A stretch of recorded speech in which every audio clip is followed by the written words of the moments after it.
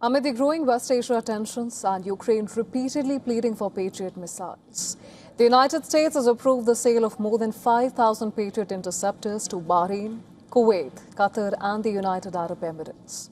But the approval of 5,250 Patriot interceptors for Gulf states is not just simple arms sale.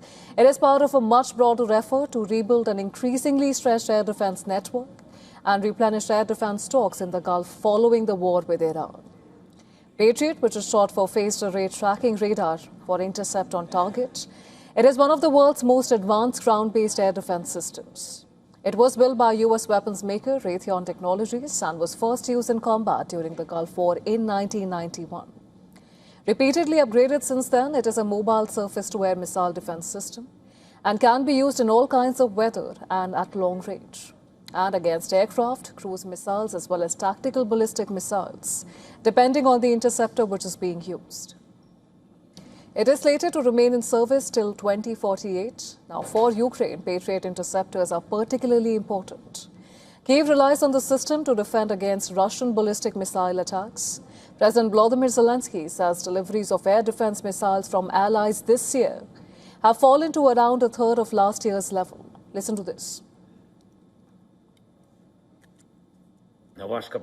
The only strong response, one that is fair, one that truly achieves its goal and helps people, is additional support for us in Ukraine, for our people, and for our country. There are missiles for the Patriot available around the world, and it is important that our partners make this political decision, the decision to provide the necessary packages. The United States of America knows what we need. Europe knows what we need. Anti-ballistic missiles are meant to protect people.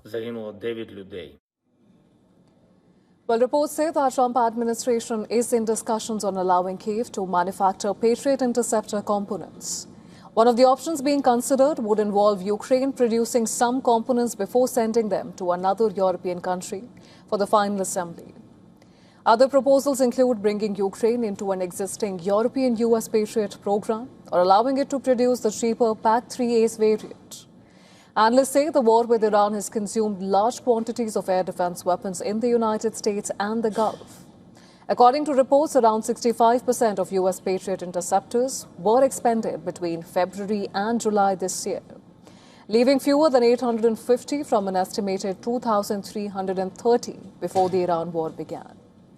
Saudi Arabia used about 86% of its PAC-3 inventory in just 38 days of the combat.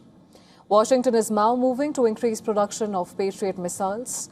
Last month, the U.S. Army awarded Lockheed Martin a contract worth up to $58.6 billion for Patriot interceptor production. The country has also signed a separate agreement worth more than $3 billion with Lockheed Martin and Northrop Grumman for the production of components for Patriot and THAAD interceptors.